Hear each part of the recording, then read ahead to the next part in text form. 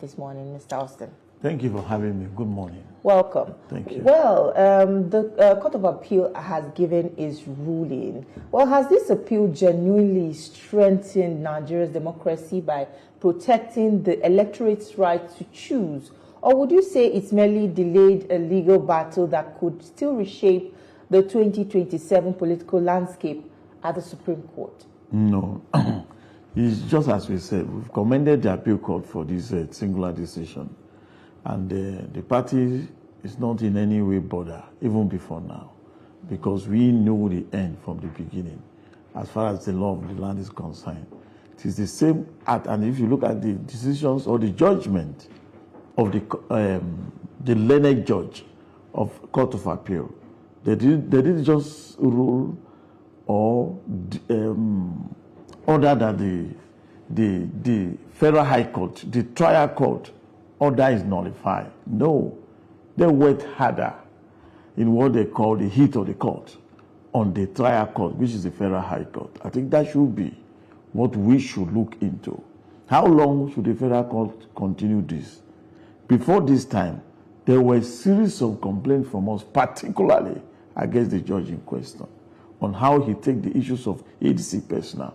And luckily, the Court of Appeal has cautioned about disordering, disrespecting the hierarchy of the court, despite the subsisting order that the Federal High Court lacked jurisdiction to go ahead with that. Justice Peter Lifu went ahead to do what he did. But today, the truth is on ground, and the reality is happening. As far as ADC is concerned, we are less bothered, just as I said earlier. The party is moving on with its activities because we know it is a mere distraction, and which we fail, we refuse to yield to it. And that is where we are.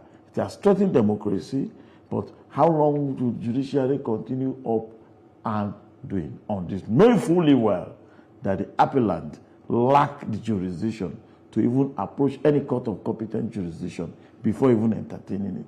Why did Justice Lifu even listen to it, despite Federal Court of Appeal a warning? So this should be our concern.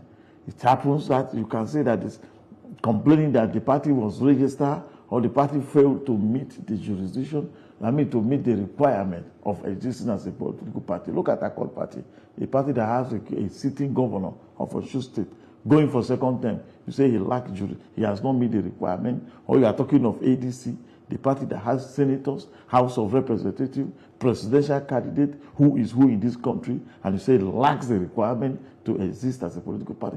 And the plaintiff, the name in question is even questionable. Forums of the former legislator, or where, from which period to which period. So the whole thing was fictitious, a kind of a pseudo operation. But we are happy the appeal court has done what it had to do, and we are moving on as a political party. Speaking about mere distraction, tell us how this deregistration controversy affected your party or its image. I'm talking about in terms of uncertainty among donors, candidates, supporters, and also potential defectors. Yes, and that is why I said it's not enough for Court of Appeal to say they reprimand. Is there no punishment for a judge like this? Because we were injured. So many people were discouraged from the party's activities. The candidate of a party were not even spending on the money of the ticket being given to them because they were not sure of what will happen tomorrow. Those who are supposed to have joined us for long has gone back to the other party because of the action of the Federal High Court. Is there no punishment for a judge who violates its own rules just like that? Is there nothing, no punishment? Judiciary has no way of reprimanding a judge who continue undermining the superior court. Just like that, you say that what the action is contradict this, he lacks this, just like that, and it will continue. So what if people like that is in the Court of Appeal or the Supreme Court, where their pronouncement is final? Only God knows how many innocent people are being condemned to death because of action of people like this. And I think there should be a way of punishing a people of such character. And that is my cry. Because we can't keep lamenting Yes, appeal court has done what it has undone, what the Federal High Court has done. Then what is the implication for a judge? Knowing fully well, having been told by his own superior court that you can't continue, and he went ahead. What is the judiciary punishment? How would the suspect character be reprimanded? Just a mere word? I think National Judicial Council should do something about people like that. And that is, we can't continue this kind of error. We lost a lot of memberships. So many people refused to invest.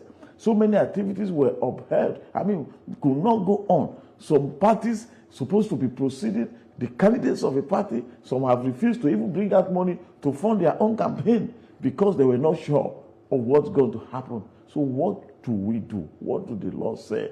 What are the internal mechanisms, internal control within the judiciary in serving or in deter a people of such? So we can't just say that, oh, we are lucky, the Court of Appeal. What of the damage done to us? It demoralized so many of us. Some people who wanted to join us refused because he went ahead, ordered INEC to deregister a leading opposition party, just like that, because someone has the power. It is an abuse of the court processes. It is an abuse of judicial, what I call judicial power. Judicial power, and this rascality has to stop. And that is my position on this matter. There should be a punishment for people of such. I thought it was, we are injured, just like that. You say the party does not meet the requirement. What are the requirements? When they have a single House of Reps, they were functioning. When a court has no single political House of Assembly member, they were functioning. Today, they have a governorship candidate. A sitting governor, an incumbent governor of Western State, is a member of a court party. The State Assembly, the speakers are all members of the Accord Party. You go ahead and they don't have any money. Okay, does law work backward? Is it possible? I am not a lawyer, but it's a common sense that every Nigerian is aware that law do not go backward. At what times do the APC, ADC fail to meet the requirement? So these are the things. We thank God for a court like a Court of Appeal, but how long would this continue? Because we know the judgment was purely politically manipulation, but there must be a punishment for it. Well, with this latest development, do you think that it's high time INEC alone should be allowed to decide which party no longer meets the constitutional requirement to remain registered? Or do you think that private lawsuits should still be allowed to determine the survival of political parties? Yes, I think there should be reform in that angle. Because as far as the activities of the party is concerned, it's strictly the INEC affair. And with this kind of distraction must, because as long as people like Justice Peter Lifu remains, there will be distraction. And it has to be stopped. So let there be reform. And thank God the reform is ongoing. Democracy is very, very new, in fairness to that. And we will reach a level, we will mature to the stage where the judiciary, what judiciary is supposed to entertain and what not when it comes to the party management. So that there should be political persecution.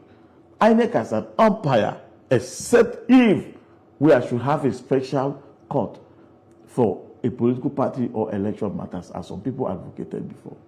Because I think it's necessary. Should INEC take the decision like this, where do we run to? I don't know if you get it now. There should be a check and balances between the INEC, judiciary, and the ruling party, and the political party is necessary. Either we advocate for a special court for political matters, just like industrial court is for labor matters. If we can have a special court for political party matters, election crisis, so that ordinary court, the court should be taken away, because whether they are overburdened, I cannot imagine. But there must be merit in hearing and in delivering judgment, and that is what is lacking. I'm not the one saying it. Court of Appeal said it about the decisions of the Federal High Court. So INEC alone, giving such a power, may also abuse it. Therefore, asking or demanding for checks of who checks the INEC is very key. And asking for a special court of order or court of jurisdiction that can checkmate the activities of INEC vis-a-vis the political parties is very key. And I think the time is now.